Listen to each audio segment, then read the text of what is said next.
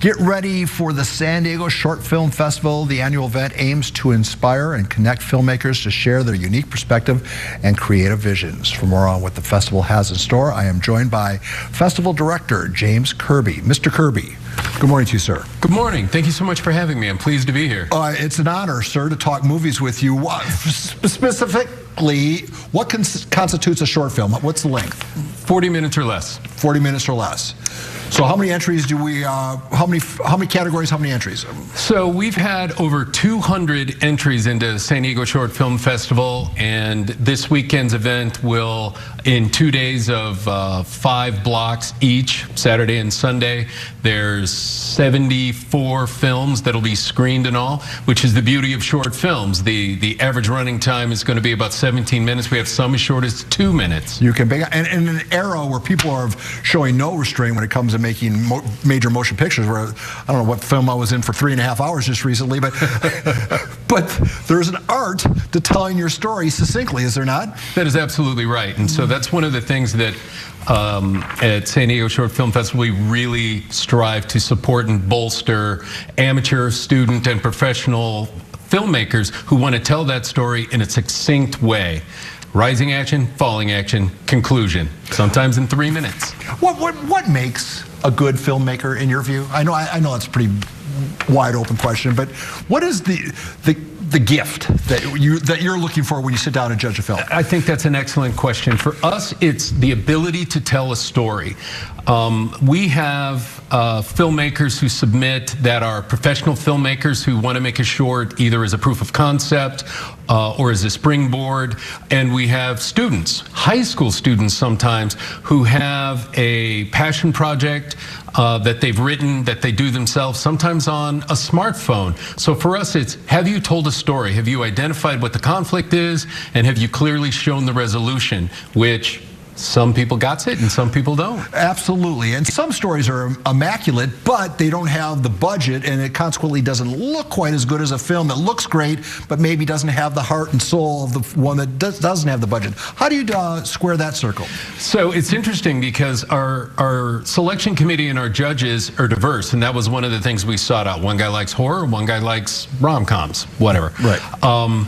So breaking down that, look for that kernel of story. Is the story there?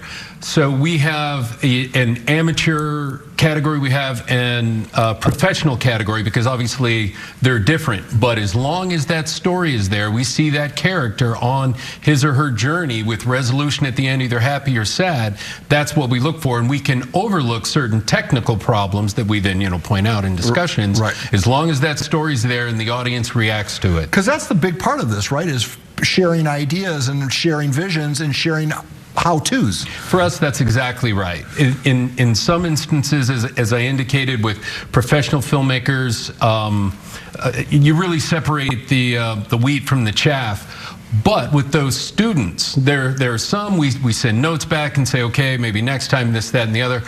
But when there's a film that absolutely is firing on all pistons, it just makes us beam, and we really want to encourage and reward those amateur and student filmmakers for getting it right, even if there are some technical problems. I don't know if we can take a picture of this. We have the Best Picture of the Year category. You want to brag on some of these? So I will tell you, this is the card that we will actually have at our word presentation banquet on Saturday night.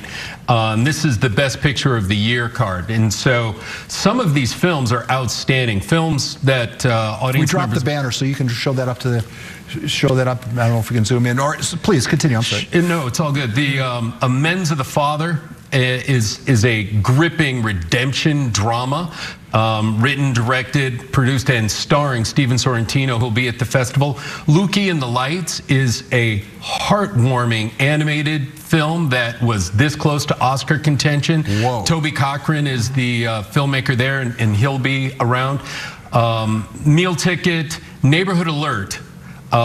directed and written by Ngozi Onwurah, is a fantastic, timely film about the interactions of an African-American youth in a suburban neighborhood. It's a fantastic film to watch for. And then I'll talk about Some of Us Watch the Sunset Too, is a comedy that if that doesn't become a series in some streaming or on network, I'll eat my hat.